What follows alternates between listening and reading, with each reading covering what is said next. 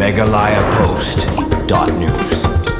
Halor kajing sapriang kawe ke Turki hakiran san social media. Hakabala kono bawe ubreu lale kenslenya kawe ke Khynnah Skul dak ba Khylliet ikas kat jongka kat ba kadang ya henti bada kajing simkhia ki Pulit ke is Kasil district lengba ka kunhun bala tung kerpang layok ban kemno euti Runar. Ka kru khubor na ki Pulit ke is Kasils loong ba halor kan kajing ja ki Pulit ke is Kasils ki layok jingtip hak arp sautrik jomang arja apsan Meghaladon ka Turki kabala sapriang sikiran san social media bawe Runar ulale kensleng bat Khylliet ikas kat jong we Khynnah Skul bat dair ulang ba ka kunhun kerpang bala tung hak arp sautrik jomang Malakli do additional superintendent of police Iskas Hills uba Ivan B Dingdo man pelong ke jing tokit kene ke jing Ïoh Kem uti Runar kade ha ke jing alam ka woman police sub inspector ka kong Lavinia Khongwang lemba ka kunhun kibalahir cha Jorhat ban Buddin ha ka ba kila Ïoh Kem no mentagas ngi uti Runar batip kerteng kumuhiman gogoy ar saus nyam kerta na yingsa kibahin jong ha ka snong bam kuku rachwa ka bahap apo tiok police station Jorhat kumban penkemau kene ke jing ja kumbalapon pau ha ka kerwo ki Pulit kade ha sosun ban ne cha YWCA kabalaja ha ka apply trik ujemang arja apsan halo kati jingjal ujur ijhar halum dingjiri police station katgum ka case number sanpusan under bracket 05 arjar apsan bar lade ban ujur ijhar halum dingjiri police station katgum ka case number 55 under bracket 05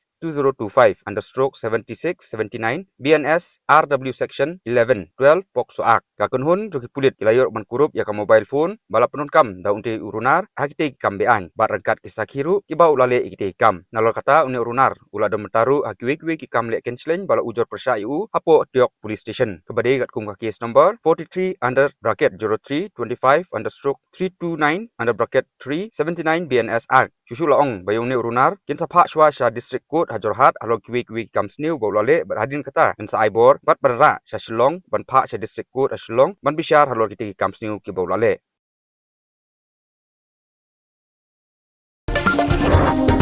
MeghalayaPost.news.